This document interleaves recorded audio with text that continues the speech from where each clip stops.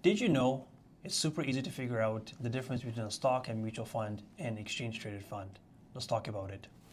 Assume, let's just say you have $100,000 to invest, and if you were to buy, shares of Apple for the full $100,000, here's what will happen. If Apple goes up in a given day, your money will go up. No problems, no issues. If Apple goes down in a given day, your money will go down with it, the $100,000 you invested. But if Apple completely goes under, everything that you own is gone. That, simply put, is a stock. A mutual fund or an exchange traded fund says that's absolutely crazy to put $100,000 into just one stock. What they do is something called diversification. What simply means is that instead of putting in $100,000 into shares of Apple, you will put $25,000 into Apple, $25,000 into Samsung, Amazon, and Google. In this case, you have diversification. Now, assume if the shares of Apple goes up in this scenario, you're not going to make as much money because you only have $25,000 invested. But if Apple goes down in the same day, you're not going to lose as much money because you only have $25,000 invested. Now, if Apple completely goes under, the most you've lost is $25,000. But here's the kicker.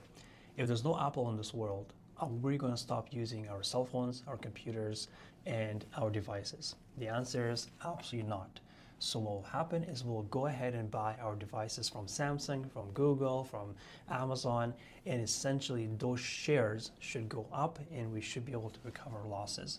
That is how a mutual fund and an ETF differs from a stock. Now, the big difference between a mutual fund and exchange traded fund is the following. Assume you are in Toronto and you want to go to Montreal and you want to drive that distance. You got two different ways of doing this. Number one, you can simply have a limousine come pick you up. You sit in the back of it. There's a driver who's going to take you on your journey.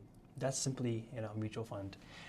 An exchange traded fund is a similar process, but in this case, assume it's a Tesla, an electrical vehicle, a driverless vehicle that follows the flow of traffic and goes on that highway. Now, there's pros and cons to each one of them, but for that, you'll have to reach out to us to find out more.